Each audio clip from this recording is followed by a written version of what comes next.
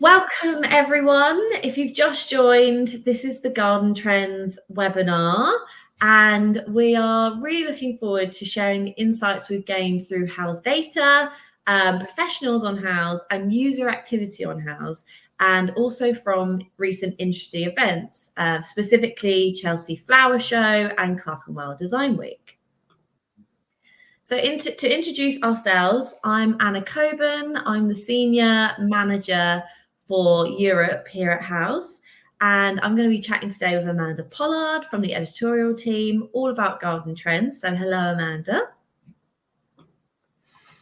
Hi. Hi, Anna. Yes, it's always great to talk about gardens, and so I'm really excited to share the insights we've gained with you today. So as a reminder for these sessions, they are designed to be interactive. So please drop your questions in the chat and share reactions with us along the way. And as Amanda said, if we aren't able to answer any questions live, we'll be able to follow up with you. So let's get started. Amanda, what trends have we been seeing in gardens this year? Well, so the first trend I'd like to talk about is sort of this thing of bringing the indoors out. So there's been such a big trend for bringing the outdoors into our homes for quite a while, but now we're seeing more of what we might call the reverse.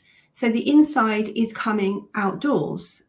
And with this, we're seeing outdoor structures that replicate a room that might usually be found indoors. And we're also seeing garden furniture that would look just as lovely in a living room. And these are combined with high performance fabrics that are weather resistant and yet stylish and luxurious. So the first thing I'd like to talk about is outdoor structures themselves. So in our Garden Trends article, which we published earlier in the year, our editor, Vicky Harrison, interviewed a few garden designers on Houzz to see their predictions for the coming year. And one that stood out was Claudia de Jong's forecast on greenhouses as outdoor rooms. And she said there's a definite shift towards greenhouses becoming multifunctional. They're evolving into versatile spaces that double as stylish, entertaining rooms. So not quite a functional greenhouse with just some seedlings and some tomato grow bags then? No, these are beautiful structures that operate as both a potting area and a kind of summer house. So you can potter around and then maybe have a sit down, a cup of tea, and enjoy just being there among the plants. And it's not just greenhouses, is it? The other garden rooms are becoming increasingly popular, I think. Yeah, so there was, of course, an instant need for extra office space at home during the pandemic, which kicked off a bit of a boom in garden offices. And these are still popular, as many of us are still adopting a work from home or hybrid working scenario. But this has perhaps led on to a bit of creative thinking, and homeowners are looking for rooms for other purposes. And in the Houzz Emerging Trends study this year, we saw a rise in searches for craft rooms on Houzz of 69%, and that's quite a lot. That is a lot, and it's a great place to find a room for one of those spaces would be the garden. That's right. And actually, we saw an example of this at the Chelsea Flower Show. So you can see in this picture here, it was a garden designed for the Hospital Field Arts Garden, and it includes an artist's bothy studio and workspace right at the centre of the garden. So the next trend I'm going to look at within this is furniture. And we're also seeing robust and stylish garden furniture. At Clerkenwell Design Week this year, there were some absolutely gorgeous examples of outdoor furniture that you could completely imagine in a dining room or living room. So I'm going to run through a few of the examples. First up is this range from Ethimo called the Patio Collection. The design is influenced by Spanish courtyards, and the curved shapes are designed to kind of hug the body in a cocooning fashion. The frame is made from natural teak, and the backs are beautifully woven rope. Then the cushions are covered with polypropylene, which is, of course, weather resistant. And then another range we saw at Clerkenwell was the Crescent collection from Sutherland Furniture and Perennials Fabric, who they work in tandem to create the furniture and the upholstery. And the frames are inspired by 18th century gardens in Paris this time, and they're made from powder-coated aluminium, which is, of course, incredibly durable. And the fabric here is Perennials Big Softy. And that looks like velvet, which is interesting. Yes, it is. And you wouldn't usually associate that with garden furniture, but in fact, it's weather resistant, and it's specifically designed for indoors and outdoor use. And it's both fade resistant and mildew and mold resistant. And while it's not completely waterproof, a performance seal has been applied during production, and that makes it water resistant. And finally, maverick designer Tom Dixon has even got in on the act with his Groove collection, which he displayed at Clerkenwell. And these are made from corrosion-resistant aluminium, and I think they look very cool. I completely agree. I really like the colour here. It's a moss green that kind of blends into the garden. Yeah, and it comes in this colour and a putty shade. And it is all just a step up from your standard outdoor furniture. So you're really creating a room outdoors. And then moving on from the furniture, we can look at lighting as well. And the division between indoors and outdoors has really been blurred when it comes to lighting. Many lighting brands are creating lamps that can be used anywhere. They're charged with a USB or a USB port, and they can be moved around wherever you fancy. And a couple of brands that were exhibiting at Clerkenwell Design Week were Zaffarano here on the left and Mater on the right. So Zaffarano's Poldina Reverso lamp is a cordless floor lamp with a solar panel and a USB port. And the base can actually be used as storage or as a planter. So it's like double function. And the lamp has dusk and motion sensors that automatically activate when it gets dark or when it detects somebody nearby.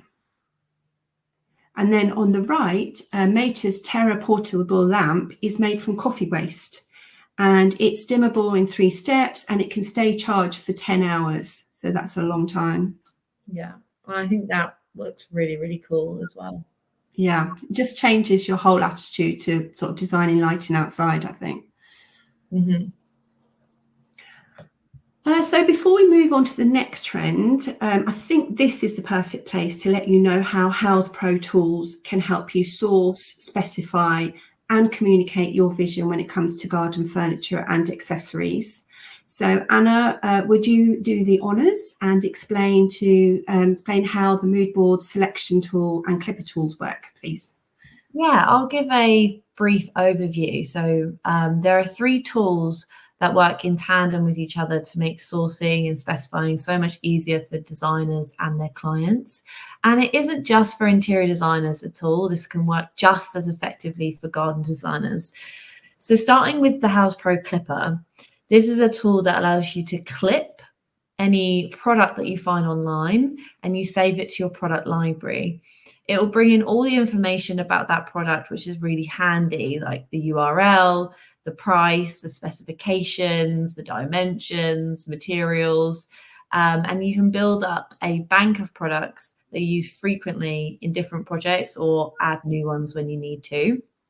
And then with this, the product library, you can then add choices for your clients to a selections board where the client can see everything at a glance, and you have the option to have them accept or decline for each item if you want to use it that way, or you can disable that feature altogether if you didn't want to. So it's really customizable on how you work with your client. And then with the selections panel, you can also save your mood boards, which can be made up of all of your products from the product library or anything you want to bring in externally. And this makes it a lot easier for the client to see everything at the same time in one place and really envision how each specific product, outdoor rug, lighting, furniture, fence paint, etc., would fit into the overall scheme. Brilliant. Thanks, Anna, for explaining that. Right, let's look at the next trend, which is front gardens. This is another area that's getting more love at the moment. So people are looking for more functionality in their front gardens, but they also want these spaces to work ecologically.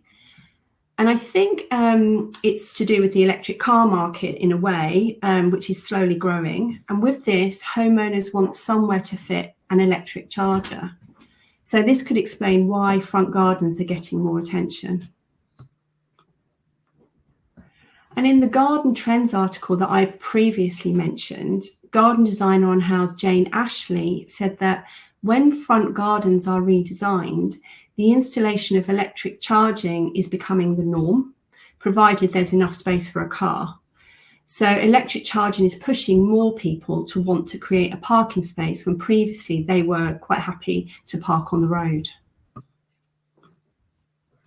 And in fact, our Emerging Trends report showed that there has been a rise in searches of 45% for the term driveway on Houzz and a 35% increase in searches for front gardens. So this backs up what Jane Ashley was saying. People want to park their cars next to their houses. But with this comes a challenge. How do you create a driveway without damaging the environment? How do you combine parking and permeability?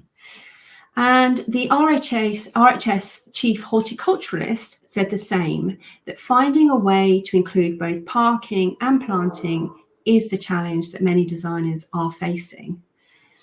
So one way is to fit a permeable driveway like the one in this image. And these are usually a grid of pavers or a mesh that's laid on the ground with plenty of areas where grass can grow through. And another option is to create a mix of hard landscaping for cars to park and planting areas for drainage.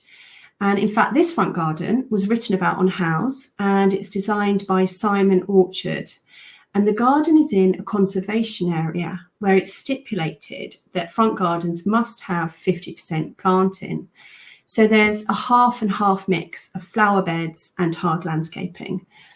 So as well as the vegetative areas that you can see in this image, Simon also included some channels within the driveway, and you can see that clearly on the left image. And these work by breaking up the paving, and they also work as drainage channels. Yes, so that looks really, really beautiful, and it's very clever as well for that reason. So guys, it's probably worth reading about this garden for inspiration. We'll pop the link in the chat at the end of the webinar.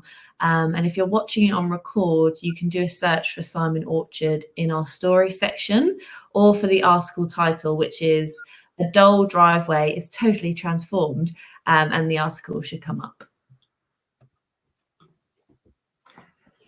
Great, so this moves us on nicely to the next area that is becoming more and more important to homeowners and designers, and that is sustainability. There are lots of things that are becoming increasingly popular within the garden that I'll talk about here. First up, woodland gardens. We've seen an increase in searches on Houzz for the term forest trees.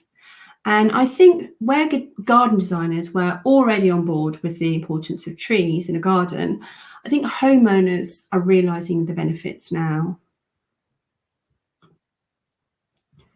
And trees feature in all the Chelsea Show gardens as a rule, even in the balcony and container gardens. Amanda, can you really include a tree on a balcony? Well, they advise to just check the weight limitations, and as long as you plant it in the appropriate size container, you're fine. And there was even a rainforest garden at this year's Chelsea, and it was designed by Zoe Claymore. And our writer Sarah Alcroft interviewed her for an article she wrote about the garden. Anna, did you know that there are rainforests in the UK? I didn't know that, but it does make sense with our temperate weather conditions. Yes, they've actually depleted by 20%, so that's bad news, to 1%. So sorry, from 20% to 1%. But the rainforests that are left, they're full of native trees with moss, lichen and ferns growing around them. And this garden provided some inspiration for creating a rainforest in our own gardens. Definitely. And we can, of course, include trees in even the smallest of gardens. And in fact, it's a way to make a small garden look bigger, which garden designers on here would probably know already. And another garden designer on Houzz, Rory Andrews, told us in a previous article that getting height into small gardens is essential for making the space feel bigger and more balanced. And I think it's just a way of sort of convincing homeowners that it's not counterproductive to put a tree into your small garden. You might think it would be, but actually it does create this sort of layered look that makes it feel more spacious.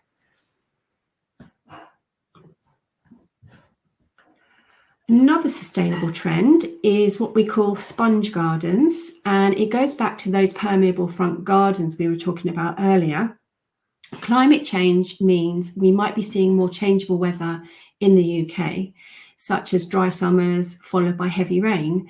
So garden designer Jane Ashley says permeable landscapes have become increasingly important, and she expects more use of rain gardens, which are boggy areas that act as a holding area for water after heavy rain, and then they gradually filter it into the ground. And I love this trend as it combines community and sustainability. This is about wildlife corridors, and they're becoming more and more popular. Peter Reeder, another garden designer on Houzz, told us that people are starting to see their gardens as a collective resource for nature. So if you put all the tiny gardens together, the ecological benefits can, of course, be amplified. That's such a good way of looking at it. So what's this hedgehog street in the photo? So this was designed by Tracy Foster Gardens a few years ago, and it's a great example of how this works. 3 gardens were designed in completely different styles, but each one was attractive to wildlife. So they worked on an individual basis to the needs of each owner, but also as a collective to help protect wildlife. So I know that this is really important, and that hedgehogs in particular are suffering with changes to the environment. So do you have any insight on how we could implement more wildlife safe features into our own gardens? Yes, a good tip is to cut away a little section of your fence to give hedgehogs a route through. And in fact, you can actually buy fence panels with hedgehog holes already in them. That's quite cute. Yeah. And finally, from a sustainable point of view, we can see that soil health is becoming more important. So Peter Reeder told us how looking after the soil organically rather than with chemicals is very important, and that it's crucial for wildlife. So, I mean, we can do this by putting organic compost on as a mulch on top of existing soil, but also it might be a good idea to encourage clients to have a little space in their gardens for a composting area so they can make their own compost. And in fact, we have an article about making compost on the site, which I'll also put in the chat at the end. Another area we're going to focus on today is well-being and how gardens are increasingly helping with this. Claudia de Young again identified slow gardening as a trend for 2025. And she says that this kind of gardening allows individuals to cultivate not just plants, but also a sense of mindfulness and inner peace. And it's all about building a connection with nature and engaging all 5 senses: smell, sight, touch, sound, and taste. And so we can do this by including different planting, like grasses that rustle in the wind, plants you can touch and smell, and some edible plants that you can pick and taste. And as for sight, it's about including colours in your planting that resonate with you. Which brings me onto colour and its use as therapy in the garden. At Chelsea, the MS Amlin Peace of Mind Garden by Hamza Adam Desai was a good example of this. Hamza uses colour to enhance his mood and mental well-being. So for this, are there specific colours we should use? Not really, no. It's much more anything goes. So in the past few years, colour has been a little prescriptive in the garden, with the trend for cool planting palettes of mauves and whites being quite prevalent. But now colour is back in our gardens, and we really saw that at Chelsea this year, with lots of oranges, reds, pinks, yellows, and as well as the mauves and the whites. It's really a case of choosing colours that make you feel good and that, of course, attract wildlife.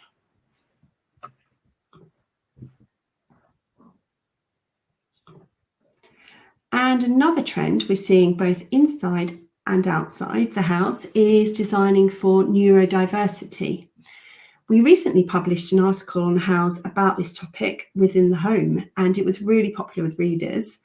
And in it, architect and inclusive design consultant Stephanie Kyle said that it's important to consider those with sensory processing differences when we design spaces. So what things should we consider? So she says, so people with sensory processing differences tend to process everything, whereas someone with a neurotypical brain can filter things out that aren't relevant. So this can make things a bit overwhelming for them if there's too much going on. And at Chelsea, the ADHD Foundation Garden, designed by Katie Terry, was a good example of how this can be done. So it's a calm space with lots of tonal planting in warm colours, but it's also stimulating at the same time. There's just about enough going on. It's a perfect balance for someone who benefits from some stimulation, but without too many mental distractions. So I wonder if any of these trends are popular with Houzz users. Is there any data that we can back this up with, Amanda? Well, yes, it's always interesting to see what images are popular with Houzz users. So I've pulled out some of our most saved recently. Specifically, this applies to images that were saved between 1st of March and 1st of May. So here are some of the images that have recently been popular on Houzz. And there are quite a few leafy gardens with lots of trees. The Emma O'Connell garden here on the left is lovely. It's lush and leafy, and it has a rainforest feel. And this garden by ED Gardens on the right is the same. It's Asian inspired rather than native trees, but still creating that same effect of a leafy canopy overhead. And then in terms of outdoor rooms, these garden room images were also popular on Houzz recently. And they really show how these structures can fit nicely into the space. They provide a focal point for the owner and a destination to get them out into the garden. On the left, the project by BCA shows a really cosy living room at the back of the garden, while the project by GRDN on the right is an office that's surrounded by trees. So the owner can be in there and feel immersed within the garden. I would absolutely love to be working for sure in either of those. Yeah, so lovely.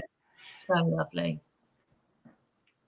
And then finally, these outdoor living areas were some of the most popular on Houzz this spring. And you can see in both how people are trying to create that indoor look outdoors. On the left, the balcony by Coronado Interiors is cosy with lots of soft furnishings. And on the right is an outdoor kitchen by Grillo with a dining area that would look just as good inside in the kitchen. Both of these spaces are covered away from the elements, but you can see that by using the latest high performance materials we talked about earlier, the designer or homeowner would have a lot more flexibility about where they position the furniture like this. So that's quite exciting. All right. Thank you so much, Amanda. That was a lot you went through there. Thanks everyone for your attention. If you have any other questions, feel free to reach out to us, and any feedback, please let us know. We do read through the feedback, so it's much appreciated. And yeah, thank you all for your attention. It was great to discuss it with you, and thank you, Amanda, for all the insights shared. All right, take care, everyone. Thanks, everyone.